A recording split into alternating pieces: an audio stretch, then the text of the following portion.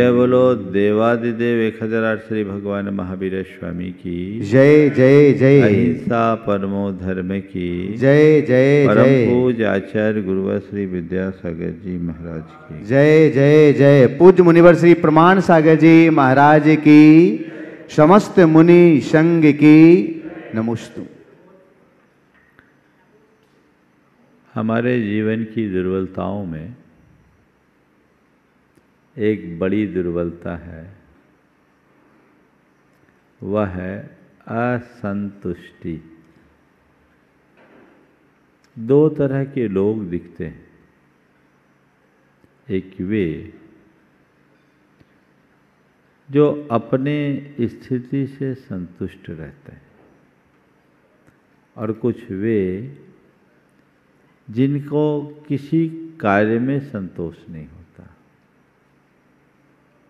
असंतुष्टि एक ऐसा मनोविकार है जो हमें अशांत, अस्थिर, अधीर और उद्विग्न बनाता है। जब जब हमारे चित्त में असंतुष्टि हावी होती है,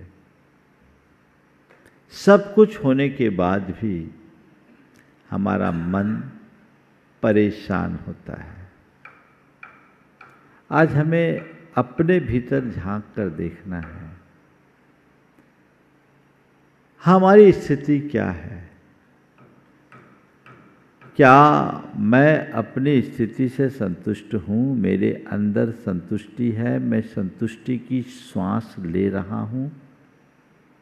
अथवा मेरे मन में किसी न किसी प्रकार का असंतोष आज भी है? यदि असंतोष है तो उसका कारण क्या है और फिर उसके निवारण का उपाय क्या है? सबसे पहले हमें ये देखना है कि मेरे मन में असंतोष है या नहीं। कैसे पहचानेंगे? किसी व्यक्ति से पूछो तो बोलेगा मुझे तो बड़ा संतोष है, ऐसे ही बोलता है ना। भैया बहुत अच्छी बात है, तुम्हारे मन में संतोष हो, सब चाहते हैं, तुम शब्दों में कह रहे हो कि मुझे तो बड़ा संतोष है, पर कम से कम ये तो देखो कि वाकई में संतोष है या नहीं है। कैसे पहचाने कि मेरे अंदर संतोष है या नहीं? बोलो, कैसे पहचानेंगे? आज मैं आपको असंतोष के 4 लक्षण बताऊंगा, उसके 4 कारण बताऊंगा, उसके 4 परिणाम बताऊंगा और उसके ही 4 निवारण के उपाय भी बताऊंगा।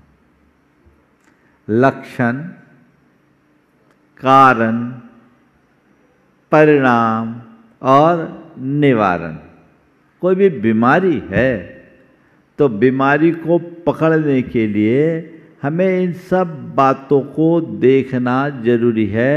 जब तक हम उसकी जड़ में नहीं जाएंगे तब तक हम कभी किसी भी बीमारी से मुक्ति नहीं पा सकेंगे। सबसे पहला है लक्षण। पहला लक्षण है अभावोन्मुखी दृष्टि। क्या है लक्षण? तुम किसको देखते हो? जो तुम्हारे पास है उसे या जो तुम्हारे पास नहीं है उसे?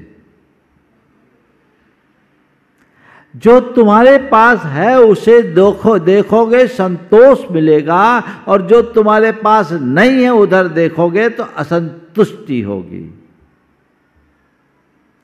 अपनी आदतों की पड़ताल कीजिए। मुझे तय समय में पूरी बातें करनी है, इसलिए ज़्यादा विवेचना नहीं करूँगा। आखिरी में मैं बात करूँगा अपनी, लेकिन मैं आपसे बोलता हूँ पहला लक्षण अपने भीतर देखो। कि मैं किधर देखता हूं, जो मेरे पास है उसे या जो मेरे पास नहीं है उधर, किधर देखता हूं। पहली बात यह हमें देखना है। दूसरी बात, दूसरों परोमुखी दृष्टि, दूसरों की उपलब्धियों पर दृष्टि। खुद की चीजों को न देखकर दूसरों की तरफ देखना, ये तुम्हारी आदत में है। तय मान करके चलना, तुम कभी मन में संतोष का भाव जगा नहीं सकते। ऐसे व्यक्ति के हृदय में कभी संतुष्टि का परिणाम आ ही नहीं सकता। अपने अंदर झांक कर देखो। तीसरा असंतोष का लक्षण है लालसा बहुल वृत्ति। हर चीज में यदि लालसा की बहुलता है, लालसा है, प्रगाढ़ता है, तो मैं कभी संतोष होगा ही नहीं। लालसा नहीं, लस्ट, प्यास। कई लोगों की लालसा अल्प होती है, कई लोगों की लालसा बहुत प्रगाढ़ होती है। भोजन करते हैं, सब करते हैं। जिनकी लालसा मंद है थोड़ा करके भी संतुष्ट हो जाते हैं, और जिनकी लालसा प्रगाढ़ है 56 भोग करने के बाद भी वो कहते हैं कुछ कमी रह गई। असंतोष का चौथा कारण कमी देखने की आदत। ये चारों लक्षण यदि तुम्हारे अंदर है तो मान करके चलना, तुम्हारे अंदर असंतोष की आग लगी हुई है। मैं मान लूं यहां बैठे आप लोगों में एक में भी ये लक्षण नहीं है। हमको अपने भीतर झांक कर देखना। अभावोन्मुखी दृष्टि, दूसरों के पास क्या हो उसकी तरफ दृष्टि, लालसा बहुल वृत्ति और कमी देखने की प्रवृत्ति, ये चारों के चारों असंतोष के लक्षण हैं। इनका कारण क्या है? लक्षण तो हमने पकड़ लिया, पता लग गया ये बीमारी है, पर इस बीमारी का कारण क्या है? 4 कारण है। नकारात्मक सोच, अभावोन्मुखी दृष्टि, यथार्थ की अनदेखी और जीवन जीने का कृत्रिम तरीका।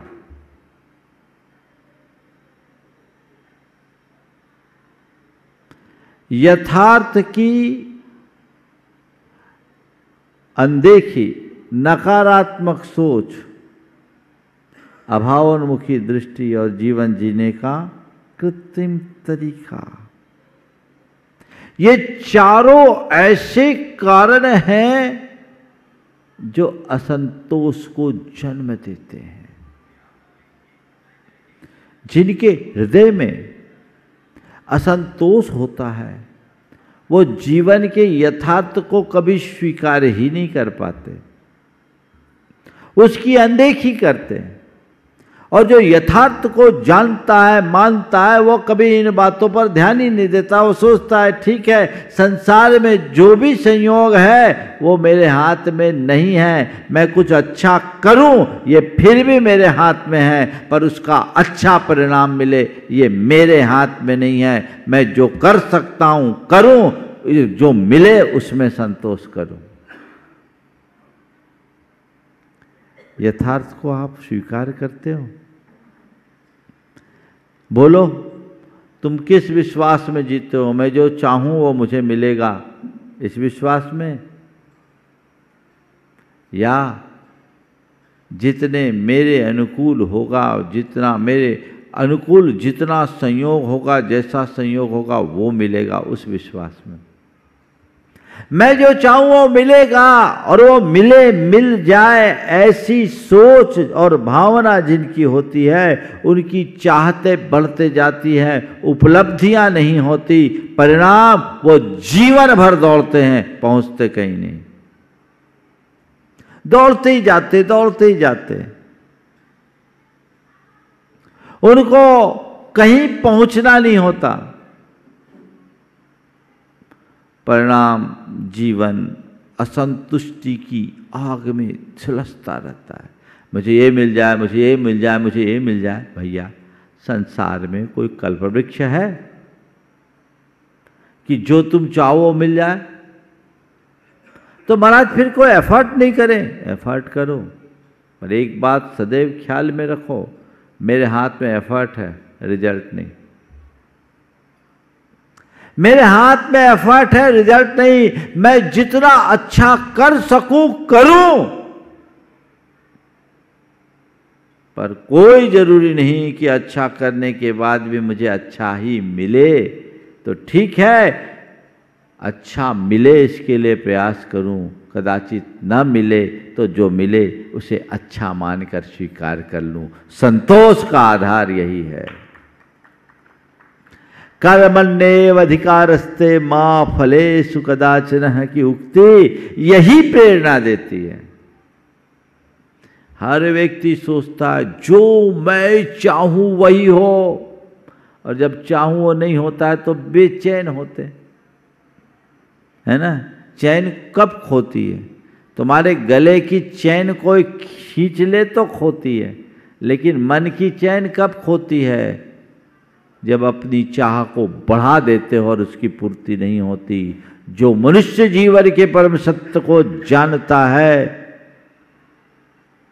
उसकी आंखों के सामने सतत यथार्थ होता है, और जो यथार्थ को सामने रख करके चलता है उसके मन में कभी असंतोष नहीं होता।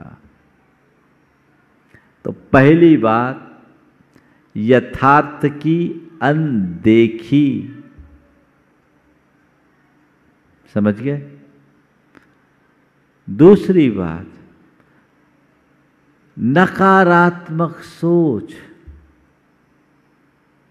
नकारात्मक सोच होगी तो तुम हमेशा नेगेटिव ही देखोगे, तुम्हारी दृष्टि में सदैव समस्याएं आएगी, सॉल्यूशन नहीं। और जब व्यक्ति के सामने ढेर सारी समस्याएं खड़ी होगी तो असंतोष तो होना ही है, दुख तो होना ही है, चित्त बेचैन होना है। सोच सकारात्मक हो तो सब चीजें अच्छी होती। जीवन के यथार्थ को जानने वाला, स्वीकारने वाला और सकारात्मक सोच रखने वाला व्यक्ति कैसा होता है? दो पड़ोसी थे, एक का नाम था हसंत जी दिलखुश और बाजू वाले का नाम था रुदंत जी आंसुवाल। हसंत जी दिलखुश और रुदंत जी आंसुवाल। हसंत जी दिलखुश बड़े जिंदा दिल आदमी, उनके पास रोता हुआ आदमी आता तो हंसते हुए जाता, बड़ा खुश प्रसन्न चित्त रहता। और रुदंत जी आंसुवाल के पास कोई जाओ तो अपना रोना रोना शुरू कर देता। जी क्या बताऊं, आज सवेरे नींद नहीं खुली, देर से उठने में विलम्ब हो गया। क्या बताऊं जी, आज तो पेट ही साफ नहीं हुआ, धर्मपत्नी ने समय पर चाय नहीं दिया, आज खाना अच्छा नहीं हुआ, आज मेरी दुकानदारी अच्छी नहीं चल रही, आज मेरा सिर दुख रहा, ये हो रहा वो हो रहा। अब बताओ, कोई ऐसा राग अलापे तो उससे कोई मिलना चाहेगा क्या? वाये कि हसंत जी दिलखुश हमेशा दिलखुश रहते तो उनके पास लोगों का ठट्ठ लगता, और रुदंत जी आंसुवाल अपना रोना रोते तो कोई नहीं फटकता। अब रुदंत जी आंसुवाल को ऐसा लगता कि लगता है ये कोई जादू टोना करता है, मंत्र तंत्र करता है, इसलिए सारे लोग उसके पास खिंचे आते हैं, मेरे पास कोई नहीं आता। एक दिन वो उससे पूछ ही लिया कि भाई तुम्हारे घर इतने सारे, तुम्हारे यहाँ तुम्हारी दुकान में इतनी भीड़ क्यों लगी रहती, तुमसे सब लोग मिलना पसंद करते हैं, मेरे पास क्यों नहीं आना चाहते? बोले ठीक है, तुम मेरे घर आना, वहाँ मैं तुम्हें इसका रहस्य बताऊँगा। वो गया उसके घर, 2 कमरों का छोटा सा मकान। वो बाहर के कमरे में बैठा था, उसकी गोद में उसका 14 साल का बच्चा लेटा था, वो उसके सिर में बाम मल रहा था। आया, उसने उसका स्वागत किया, बिठाया और फिर बोला बैठिए, मैं आपके लिए चाय लाता हूँ।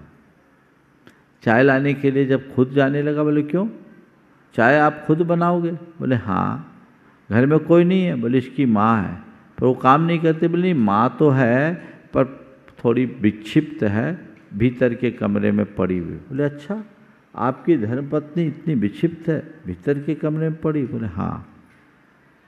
तो आप घर का काम खुद ही बनाते? बोले इसमें क्या बुराई है, मैं खाना खुद बनाता हूँ, अच्छा है, इस बहाने मेरी एक्सरसाइज हो जाती है। बोले और घर में कौन है? बोले ये बेटा बीमार है, मैं इसकी देखभाल करता हूँ, और एक बेटा है थोड़ा सा आवारा हो गया है, अभी बाजार में घूम रहा होगा, मैं समय नहीं दे पाया तो थोड़ा आवारा बन गया, अभी आएगा और खाना खा के चला जाएगा।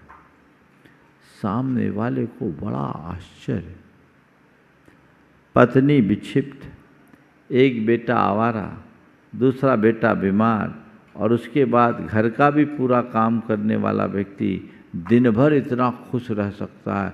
उसने पूछा आप कौन सा मंत्र जपते हो कि इतना सब कुछ होने के बाद भी इतना खुश रहते हो? आप कौन सा मंत्र जपते हो कि इतना सब कुछ होने के बाद भी आप इतना खुश रहते हो? उसने कहा मंत्र वंत्र मैं नहीं जानता, मैं एक ही बात जानता हूँ, हर हाल में जो जैसा है उसे स्वीकार करना और संतुष्ट होकर के प्रसन्न होकर जीना, यही मेरे जीने का मंत्र है। मेरे जीवन में जो घटा मैं उसे स्वीकार करता हूँ। मैं ये नहीं देखता कि मेरी पत्नी विक्षिप्त है, मैं इस बात की खुशी मनाता हूँ कि मेरी पत्नी विक्षिप्त है, कोई बात नहीं, पर कम से कम चिल्लाती तो नहीं तो मेरा जीना मुहाल हो जाता, पड़ी रहती है, कोई बात नहीं। मुझे इस बात की कतई तकलीफ नहीं कि मुझे अपने घर का काम खुद करना पड़ता है, मुझे इस बात की खुशी है कि इस बहाने मेरी एक्सरसाइज हो जाती है, मेरा शरीर स्वस्थ होता है। मैं इस बात को लेकर कतई परेशान नहीं कि मेरा बेटा आवारा है, मैं इस बात की खुशी मनाता हूँ कि बेटा आवारा है तो क्या हुआ, कम से कम अपराधी तो नहीं, यदि अपराधी बना होता तो संगीनों में जीना पड़ता। मैं इस बात की खुशी रखता हूँ और मेरे जीवन का एक ही मंत्र है, कर्म के योग से जो मिले उसे स्वीकार करो। मैं यथार्थ को सामने रख करके चलता हूँ और हमेशा सकारात्मक सोचता हूँ। मैं आपसे पूछता हूँ, आप ऐसा कर सकते हैं? अगर ऐसा करोगे तो जीवन में कभी असंतोष नहीं आएगा, और नहीं करोगे तो असंतोष से कभी बचोगे नहीं। तीसरा कारण जो मैंने बताया, अभावोन्मुखी दृष्टि, जो अभाव की तरफ चिंतन होता है वो भी असंतोष को उत्पन्न करता है, लक्षण भी और कारण भी है। जितना जितना तुम अभावों की तरफ देखोगे, तुम्हारे अंदर कमियों को देखने की दृष्टि आएगी, खुद में कमी देखोगे, सामने वालों में कमी देखोगे, सबकी कमियां देखते देखते इसमें इसका अभाव, इसमें इसका अभाव, इसमें इसका अभाव, तुम अच्छाइयों को अनदेखी करोगे और कमियों को पकड़ते रहोगे, असंतोष ही होगा। किसी बात में संतोष नहीं। सामने वाले में 1000 गुण है और तुम्हें अच्छाई न दिखे, बुराई दिखे तो क्या कुछ अच्छा लगेगा? किसी के काम से संतोष नहीं होगा, किसी के व्यवहार से संतोष नहीं होगा, किसी के सहयोग से संतोष नहीं होगा, सब जगह असंतोष। कोई तुम्हारा कितना ही अच्छा काम कर दे और तुम उसके काम को देखने की जगह उसकी कमी को देखोगे, संतोष मिलेगा? कोई तुमसे कितना ही अच्छा व्यवहार करे, तुमने व्यवहार की, उसकी बड़ाई, व्यवहार की अच्छाई देखने की जगह उसके व्यवहार में कोई कमी निकल जाए तो तुम्हें संतोष होगा? तुम किसी के घर गए, उसने तुम्हारा बढ़िया आतिथ्य किया और बढ़िया तुमको मेवा मिश्रित दूध पिलाया, लेकिन तुम उसके घर गए और देखे तो बोला क्या बताऊं, वो तो जमीन पे बिठा के पिला, सोफा भी नहीं लगाया। अब क्या करोगे इसको? ऐसा व्यक्ति कभी सुखी रहेगा? असंतुष्टि जिस व्यक्ति के हृदय में होती है वो कमियां कमियां कमियां देखता है, उसके लक्षण है। किसी भी स्टेज में, उपकार में, व्यवहार में, सेवा में, शुश्रूषा में असंतोष, बहू सब कुछ अच्छा करती है पर उसकी एक अच्छाई नहीं देखते, कोई एक कमी पकड़ ले, हमारी बहू कोई काम की नहीं। बेटा अच्छा कारोबार करता है, एक कमी पकड़ ले, मेरा बेटा किसी काम का नहीं। व्यापार में सब कुछ अच्छा चल रहा है, औरों से बेहतर है, थोड़ा एक जो तुम सोच रहे हो कुछ बिक्री में कुछ कमी, 2-4 ग्राहक लौट गया, आज बड़ा नुकसान। ये जो चीजें हैं ये असंतोष को उभारने वाले हैं और ऐसा व्यक्ति कभी सुखी नहीं होता। तो अपनी आदतों में ये शुमार तो नहीं है, यदि है तो हमें इसे दूर करने का प्रयत्न करना होगा। और जीवन जीने का कृत्रिम तरीका मनुष्य को कभी संतुष्ट नहीं रहने देता। कमी देखने वालों का हाल क्या होता है, पहले उसकी बात कर लो। एक दंपति, जब मैं 2006 में सम्मेद शिखर में था, आए बैठे, पति बड़ा दुखी सा दिख रहा था। मैंने पूछा क्यों भाई क्या बात है, आज बहुत दुखी दिख रहे? बोले महाराज क्या करूं, 2 लाख का नुकसान हो गया, 2 लाख का नुकसान हो गया। तो उनकी धर्मपत्नी ने कहा कि महाराज जी छोड़िए। उसने बोला महाराज जी 1 लाख का नुकसान हो गया, 1 लाख का नुकसान हो गया। बीच में ही उनकी धर्मपत्नी ने कहा महाराज जी छोड़िए, इनकी तो ये आदतें ही ऐसी है, ये नहीं कहते कि 2 लाख का फायदा हो गया। मैंने कहा मामला, ये बोल रहा है 1 लाख का नुकसान हो गया और तुम कह रही हो 2 लाख का फायदा हो गया। बोले क्या मतलब? बोले महाराज जी कल ही इनने 1900 के भाव के खरीद का चना 2100 में बेचा, सो इनको 2 लाख के फायदे हुए। आज दाम बढ़ कर के 2200 हो गए, सो सोच रहे एक दिन और लेट बेचते तो 1 लाख का और फायदा हो जाए। अब बोलो ऐसा आदमी कभी सुखी हो पाएगा? ये असंतुष्टि है। और जब तक ऐसी असंतुष्टि होगी दुख बना रहेगा, कमियां देखता रहेगा। जीने का कृत्रिम तरीका भी आदमी को परेशान करता है। पति दफ्तर से घर आया, धर्मपत्नी ने कहा देखो अब कुछ भी हो कुछ करो, अब हम इस घर में नहीं रह सकते, बहुत हो गया, अब हमसे बर्दाश्त नहीं होता। पति ने कहा क्या बात हो गई, क्या बर्दाश्त नहीं होगा? कह दिया ना अब हमसे बर्दाश्त नहीं होगा, आपको जो कुछ करना है करो। क्या हो गया? बोले नहीं, अपना ये 5000 रुपया महीने वाला फ्लैट है और मेरी सारी सहेलियाँ 10,000 रुपये महीने वाली फ्लैट में रहती हैं, मैं जब उनसे मिलती हूँ तो नज़रें भी नहीं मिला पाती। पति ने कहा देखो हमारा फ्लैट अच्छा है, सब कुछ बढ़िया है। यही नहीं अच्छा कैसे, हम अपनी सहेलियों से नज़र नहीं मिला पाते। उसने कहा अपनी कमाई के हिसाब से फ्लैट ठीक है। बोले कुछ भी हो आप अपनी कमाई बढ़ाओ, पर अब हम इस फ्लैट में नहीं रहेंगे। पति बेचारा क्या करता, और जिसकी घरवाली ऐसी हो बेचारा ही होगा, और क्या करेंगे, उसके अलावा कोई चारा ही नहीं। अब कुछ नहीं। 3 दिन बाद जब वो लौटा तो उसने कहा अजी सुनती हो? बोले क्या? अजी सुनती हो? बोला क्या? बोले भगवान ने तुम्हारी सुन ली। अजी सुनती हो? बोला क्या? बोले भगवान ने तुम्हारी सुन ली। बोले क्या हम 10,000 रुपया महीने वाले फ्लैट में जा रहे हैं? उसने कहा नहीं, मकान मालिक ने इसी का किराया बढ़ाकर 10,000 रुपये कर दिया।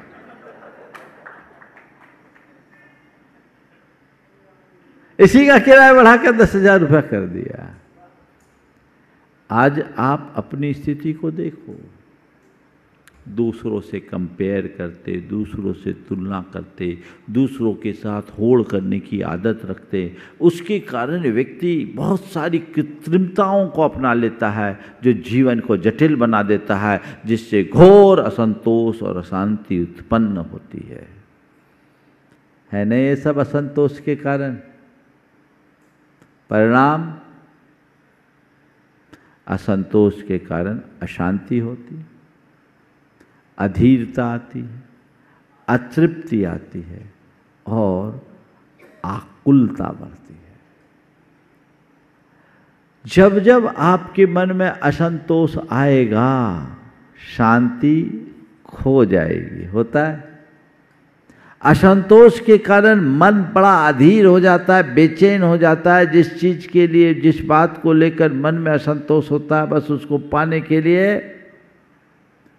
व्यक्ति पागल हो उठता है।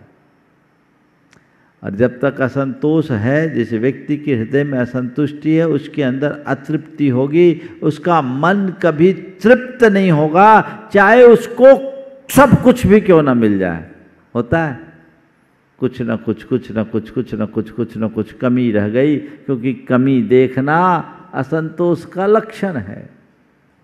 और फिर व्यक्ति आकुल व्याकुल होगा, सुखी संयत नहीं रह सकता। ये असंतोष के परिणाम है।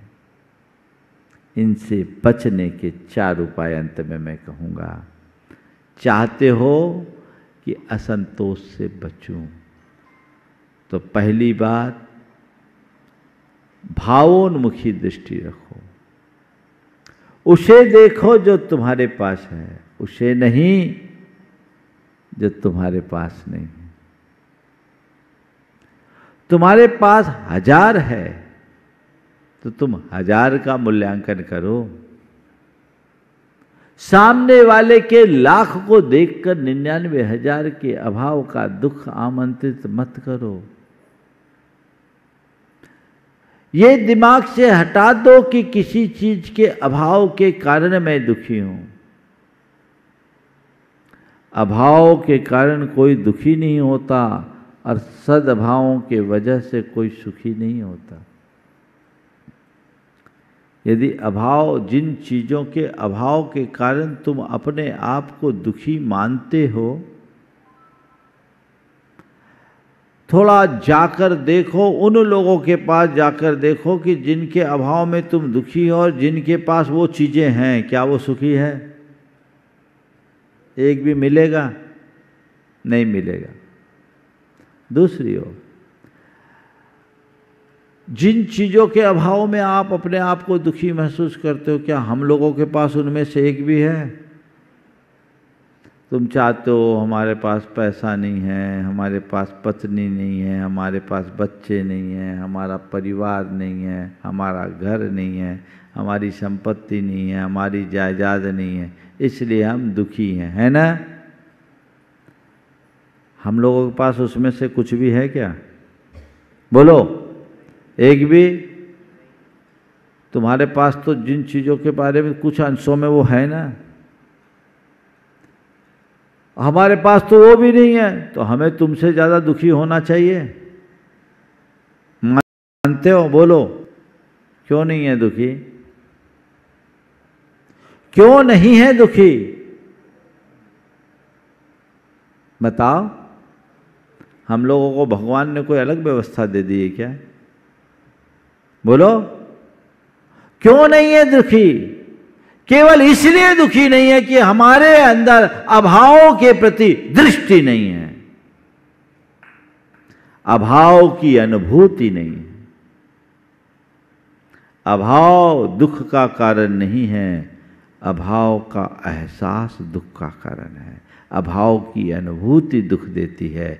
तुम 24 घंटे अभावों की अनुभूति करते हो, असंतुष्टि तुम्हारे अंदर पनपते रहती है। यदि सद्भावों को देखोगे तो तुम्हारा दुख अपने आप दूर हो जाएगा। उदाहरण के लिए हम लोग बैठे हैं, कुछ ना होने पर भी सब कुछ है, और तुम जब तक देखोगे ये नहीं ये नहीं ये नहीं ये नहीं ये नहीं ये नहीं ये नहीं, तो कुछ भी होने वाला नहीं है। समझ गए? दूसरी बात, सकारात्मक सोच रखिए। हर चीज को सकारात्मकता से देखिए। जो चीज़ें नहीं हैं उनको नहीं देखना, जो है उनको देखना, और जो काम हम कर रहे हैं तो उसमें जितना बन सके सकारात्मक दृष्टि रखें। सकारात्मक दृष्टि से आगे बढ़ने की प्रेरणा मिलती है, और नकारात्मकता से हताशा हावी हो जाती है।